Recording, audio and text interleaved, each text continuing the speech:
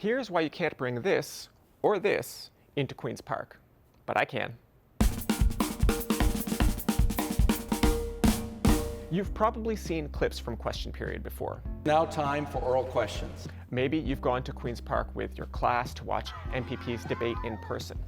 If you've been, you know that there are lots of things you can't bring into the legislature.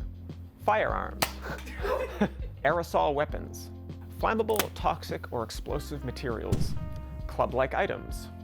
But why not a phone or a pen? What's up with that? Canada took its parliamentary traditions from the United Kingdom. They are spelled out in the Constitution.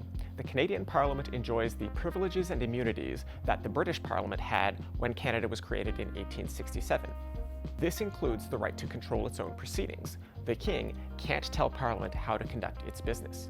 This means only Parliament can decide who is and is not allowed to publish or broadcast accounts of debates and votes. The same basic rule applies to provincial legislatures in Canada. Why? It sounds odd today, but remember that for centuries, Parliament and the Crown jockeyed for power. It was normal for Parliament to do its business in secret and for the King to have spies reporting on what lords were saying and doing. In the 1700s, it was illegal in the UK to report on debates in Parliament at all. Then, in 1770, a London printer broke that law. So the story goes, the Lord Mayor of London, Brass Crosby, was ordered to arrest the printer. He refused.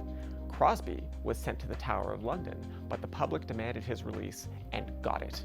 Crosby had fought the King and Parliament and won. And he may have given us the phrase bold as brass while doing it. These days, both Canadian Parliament and Queen's Park have transcripts and video they publish, but that work is done by internal staff. Which brings us back to your phone and your pen.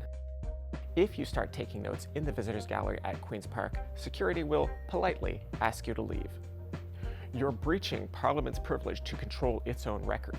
What about journalists? Journalists have special permission from the legislature or Parliament that allow us to do our jobs. We can take notes and we are allowed to take photos, though there are some rules about where we point our cameras. Why is this legal?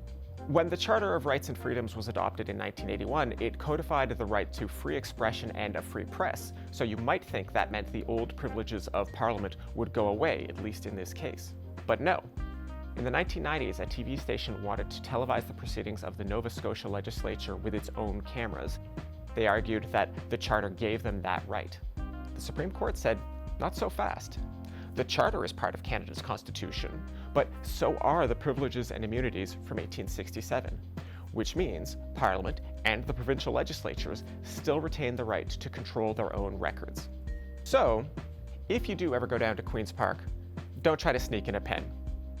Thanks for watching this episode of Nerds on Politics. If you have questions about provincial politics, you can find me on X at jm_McGrath. If you enjoyed this video, hit like and subscribe, and click anywhere around me for more helpful explainers. See you next time.